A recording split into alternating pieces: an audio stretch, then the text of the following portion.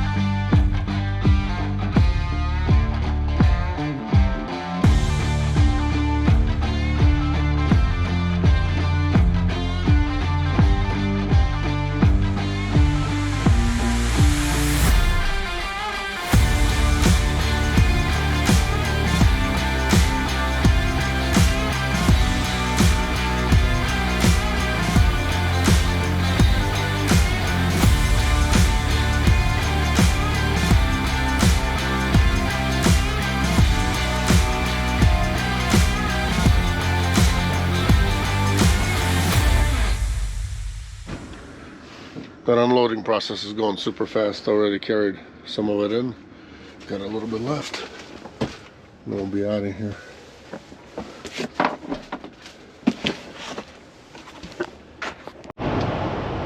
Now this is what it looks like during the morning.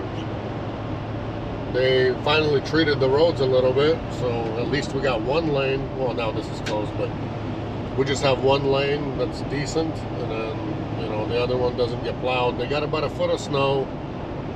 Last night was it was a rough going over here, but nothing that just, all you got to do is take it easy, don't go too fast. I was doing like 45, 55, anywhere between 45 and 55. It was black ice the whole time, so you just gotta take it easy, man. Gotta take it easy. It is beautiful though. I love Montana in the winter time. Look at this. It's just one of a kind. One of a kind. You gotta watch out for bridges when you're driving down the road. And bridges, it's easy to spot bridges because asphalt is different color usually. In Montana anyways, in Idaho it is, and in Washington as well. It's a different type of asphalt on the bridge. So as soon as you see different, you gotta slow way down. Because bridges, they freeze and they're worse than the regular road, just so you guys know. But look at this, how can you not like this? This is just absolutely beautiful. Beautiful. Bless me.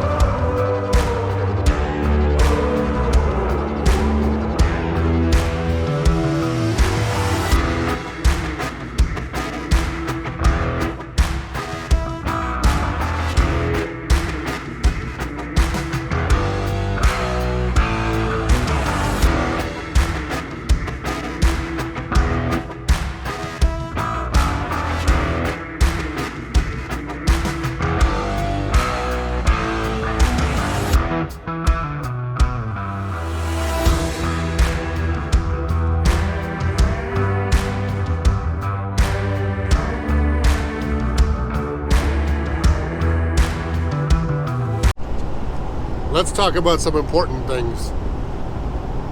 Meaning,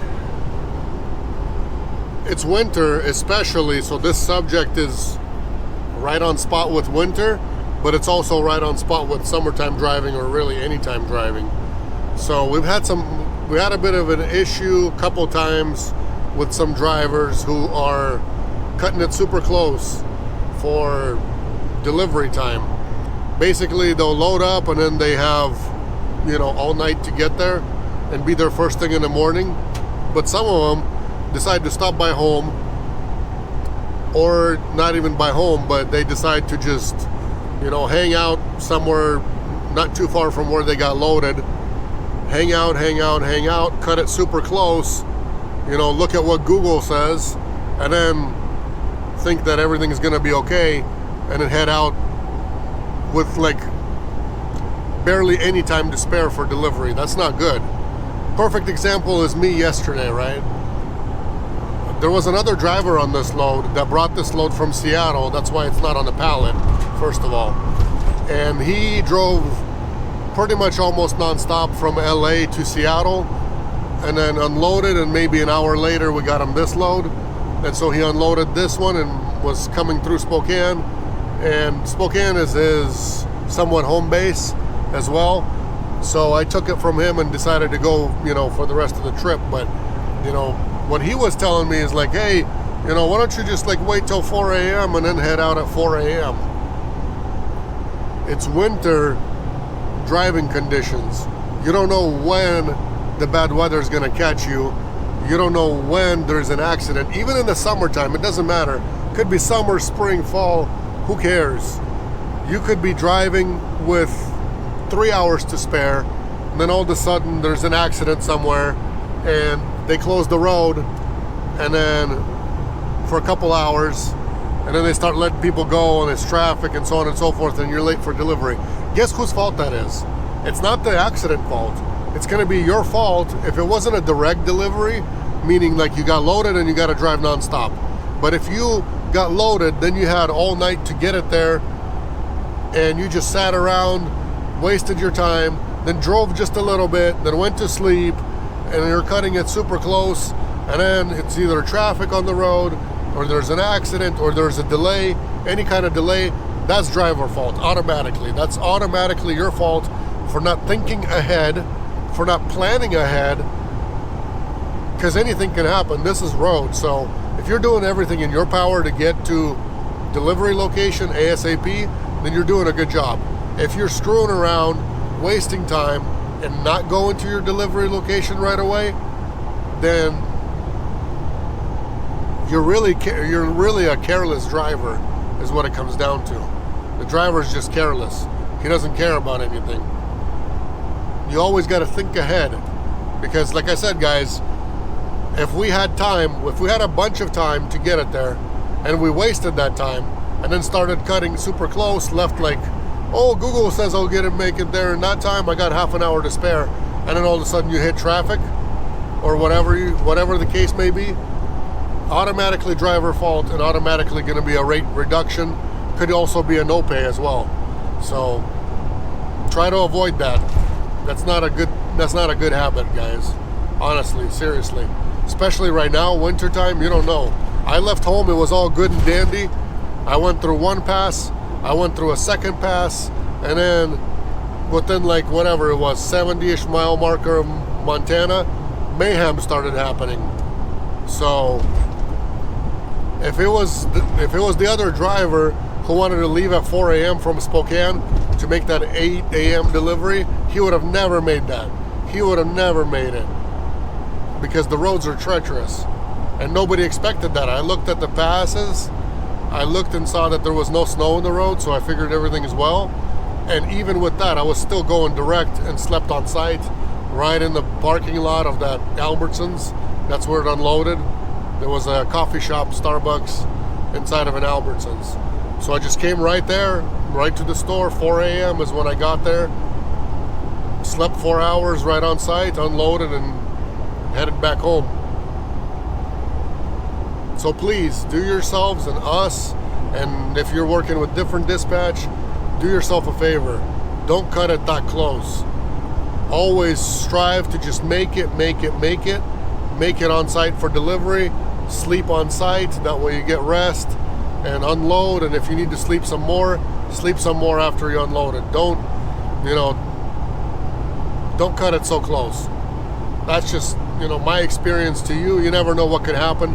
You could also have a flat tire on the road. If you cut it super close, you think you're going to make it, then all of a sudden you got a flat. Guess whose fault that is? That's your fault, because you got to be prepared for anything, for a flat, for accidents, for traffic on the road, for really anything. So I hope that, gives you guys some kind of an input or insight or whatnot, to be on good terms with dispatch. It doesn't matter if it's our dispatch or, your other company that you're working with.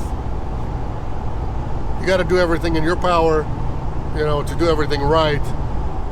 There's enough things that happen even when you're doing everything right.